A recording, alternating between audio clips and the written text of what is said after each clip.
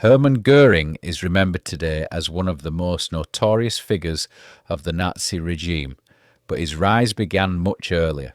He built his first public reputation as a fighter pilot during the First World War. His wartime record did show real skill as a pilot and squadron leader, but it was also marked by vanity, self-promotion, and a calculated pursuit of status, qualities that would shape the course of his later political career. Göring received his commission as a lieutenant shortly before the war began in August 1914. He initially served in the infantry, taking part in the early fighting in Alsace and Lorraine with the 112th Infantry Regiment. He distinguished himself in a local attack and was awarded the Iron Cross Second Class for his conduct under fire. However, conditions in the trenches were harsh, muddy, and stripped of the glory he sought. Within months, he fell seriously ill and spent a period recovering in hospital.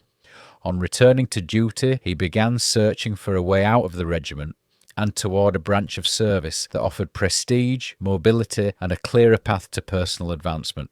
He turned to military aviation, which by 1915 had gained a reputation for glamour and elite status. Göring's first application to transfer was rejected. Rather than accept the decision, he circumvented the process entirely. He left his infantry unit without formal permission and joined his friend Bruno Lerzer in the air service as an observer.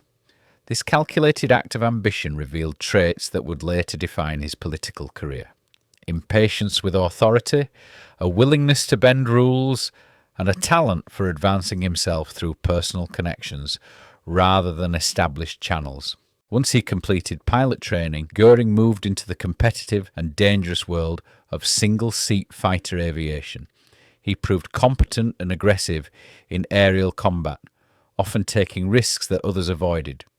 By the end of the war, he claimed 22 confirmed aerial victories. While this placed him among the German aces, the total was modest compared to leading pilots. Manfred von Richthofen, the so-called Red Baron, achieved 80 victories, while Ernst Udet achieved 62. Many others matched or exceeded Göring's record. Nevertheless, Göring promoted his own achievements relentlessly, presenting himself as a heroic figure, even while his contemporaries viewed such boasting with distaste. In July 1917, he was appointed commander of Fighter Squadron No. 27. The position carried status, but his leadership quickly proved unpopular. Pilots described him as rigid, self-important, and overly concerned with ceremony and appearances. He demanded obedience rather than earning respect, creating an atmosphere that damaged morale. His most controversial promotion came in July 1918, when he was made commander of Fighter Wing No. 1, the celebrated formation previously led by Richthofen. This flying circus had been the pride of German air power. Many of its pilots had served under Richthofen and admired his example of leading from the front. Göring, by contrast, flew fewer combat missions and appeared increasingly focused on medals, uniforms, and personal publicity. Under his command, morale declined sharply, especially as Germany's strategic position worsened and the Allies gained control of the skies. Even Göring's receipt of the Pour le Mérite, the Blue Max, the highest decoration of the German Empire, shortly before the armistice was clouded by suspicion. Several veterans later suggested that he had actively campaigned for the award. In a military culture that valued the quiet acceptance of honours, such behaviour was regarded as improper. Germany's defeat in November 1918 left Göring embittered. The war had given him identity, social standing, and a sense of purpose.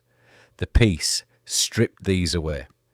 Refusing to accept defeat, he embraced the baseless stab-in-the-back myth, the claim that Germany had been betrayed by internal enemies, including Republicans, Socialists, and Jews.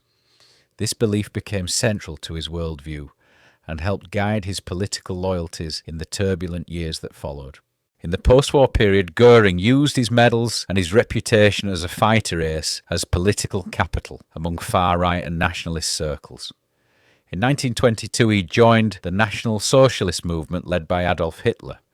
The ambition that had once driven him in the air now found expression in radical politics, authoritarian ideology, and the pursuit of power. Göring's career as a fighter pilot in the First World War demonstrated genuine skill and determination. Yet the reputation he built in the skies became the foundation for a far darker legacy, as he later used his status and ambition in service of a regime built on violence and oppression.